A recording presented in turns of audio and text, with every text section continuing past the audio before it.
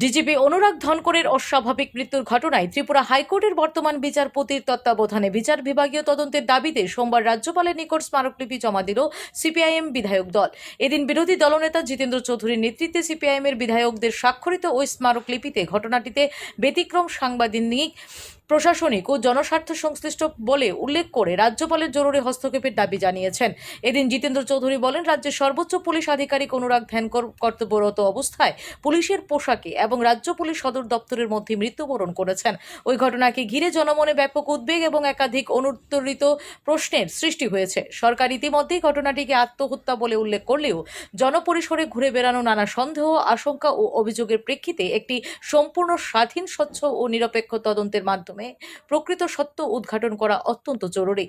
জন আস্থা বজায় রাখতে নিরপেক্ষ তদন্ত অপরিহার্য বলে এই দাবি জানানো হয়েছে। তার কথায় ডিজিপির মতো গুরুত্বপূর্ণ সাংবাদিক ও প্রশাসনিক পদে থাকা এক পুলিশ কর্তার অফিস চলাকালীন পুলিশ সদর দপ্তরের ভেতরে অস্বাভাবিক মৃত্যু কেবল ব্যক্তিগত ট্র্যাজেডি নয়, বরং তা প্রশাসন, আইনের শাসন এবং সরকারি প্রতিষ্ঠানের বিশ্বাসযোগ্যতার সঙ্গে জড়িত একটি গুরুতর বিষয়। বিচার বিভাগীয় তদন্তের আওতায় মৃত্যুর পূর্ববর্তী ঘটনাক্রম, ঘটনাস্থলের পরিস্থিতি, সম্ভাব্য সরকারি বা ব্যক্তিগত কারণ এবং সত্য উদ্ঘাটনের জন্য প্রয়োজনীয় অন্যান্য বিষয় খতিয়ে দেখার দাবি জানানো হয়েছে। পাশাপাশি তদন্তের স্বার্থে সমস্ত নথিপত্র, ইলেকট্রনিক তথ্য প্রমাণ, ফরেনসিক নমুনা, সিসিটিভি ফুটেজ, সরকারি যোগাযোগ এবং সাক্ষীদের বয়ান সংরক্ষণেও আবেদন জানিয়েছে বিরোধী দল। এছাড়া তদন্ত দ্রুত, নিরপেক্ষ এবং স্বচ্ছভাবে সম্পন্ন করে আইনসিদ্ধ সীমার মধ্যে তার রিপোর্ট জনসমক্ষে প্রকাশেরও দাবি জানানো হয়েছে। স্মারকলিপির শেষে রাজ্যপালের সাংবিধানিক দায়বদ্ধতার প্রতি আস্থা প্রকাশ করে ন্যায় বিচার, স্বচ্ছতা, প্রাতিষ্ঠানিক মর্যাদা ও জন আস্থা বজায় রাখার স্বার্থে দ্রুত পদক্ষেপ গ্রহণের আবেদন জানিয়েছে সিপিআইএম বিধায়ক দল। সেই অফিসের সবচেয়ে নিরাপদ কক্ষে তাকে এরকম দুঃখজনক অবস্থায় পাওয়া গেছে, এটা কোনো প্রকারেই যে আত্মহত্যা হতে পারে না। তো রাজ্য সরকার ইতিমধ্যে একটা এসআইটি গঠন করেছে। পশ্চিম ত্রিপুরার জেলা এসপি মিস্টার পন্থকে নেতৃত্ব করে ব্যক্তিগতভাবে আমি এবং আমাদের কলিগরা আমরা চিনি, অল্প বয়সী, শিক্ষিত, তরুণ, স্মার্ট, সব দিক থেকে। কিন্তু তারপরও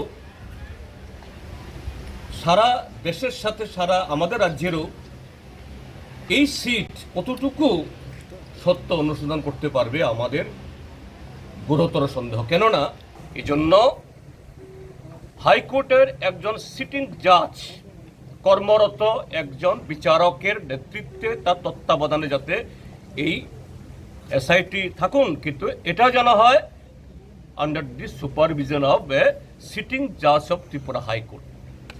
আমরা এই দাবি নিয়ে আজকে এসেছি, অন্য কোনো দাবি না। পাশাপাশি এদিন সিপিআইএম দলের তরফেও রাজ্যপালের দ্বারস্থ হয় বাম নেতৃত্ব। রাজ্যের প্রাক্তন মুখ্যমন্ত্রীর নেতৃত্বে এদিন বাম নেতৃত্বের এক প্রতিনিধি দল এই ইস্যুতে রাজ্যপালের কাছে দাবি জানিয়েছে। এ বিষয়ে মানিক সরকার এদিন সংবাদ মাধ্যমের মুখোমুখি হয়ে তাদের অবস্থান স্পষ্ট ফের করেন। Bureau report, S Bharat live 24 hours. আমরা গভর্নরের সাথে দেখা করেছি ভারতের কমিউনিস্ট পার্টি, মার্ক্সবাদী ত্রিপুরা রাজ্য কমিটির নেতৃত্বের পক্ষ থেকে 5 জন আমরা প্রতিনিধি দলে ছিলাম। নরেশ জমাতিয়া, শঙ্কর দত্ত, রমা দাস, কৃষ্ণা রক্ষিত, তাদের সাথে আমিও ছিলাম। তো আমাদের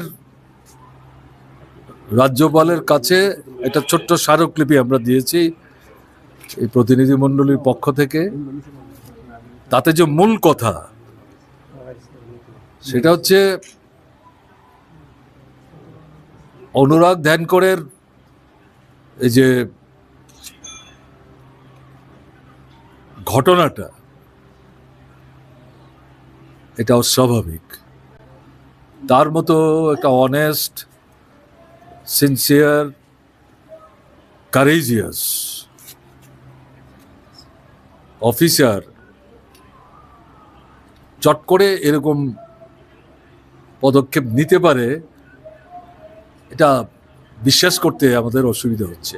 বিচারক তার মানে নেতৃত্বের তত্ত্বাবধানে এই এনকোয়ারিটা করার ক্ষেত্রে সরকারের দিক থেকে তো কোনো রকম মানে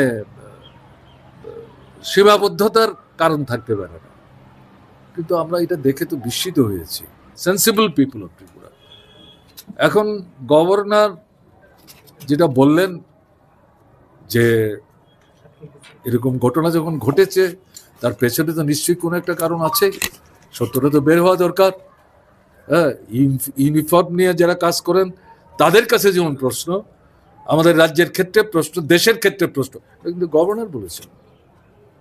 তো এরকম জায়গায় আমাদের সুবিধাই হলো, তাকে আমরা বললাম এটা যদি আপনার নিজেরও অভিমত হয় তাহলে তো ইন্টারভেন করা দরকার, কথা বলা দরকার। এই যে তদন্ত কমিটি যেটা সিট বলছে, হ্যাঁ, এই কমিটিতে মানে এটাকে রিকনস্টিটিউট করা দরকার এবং আমাদের ত্রিপুরা হাইকোর্টের একজন বিচারক, হ্যাঁ, তাকে তার টপে বসিয়ে, যদি চিফ জাস্টিসকে বসিয়ে করা যায় আমাদের তো কোনো আপত্তি নাই, rather that would be better. কিন্তু একজন হাইকোর্টের বিচারক তার টপে বসিয়ে এটা করা দরকার।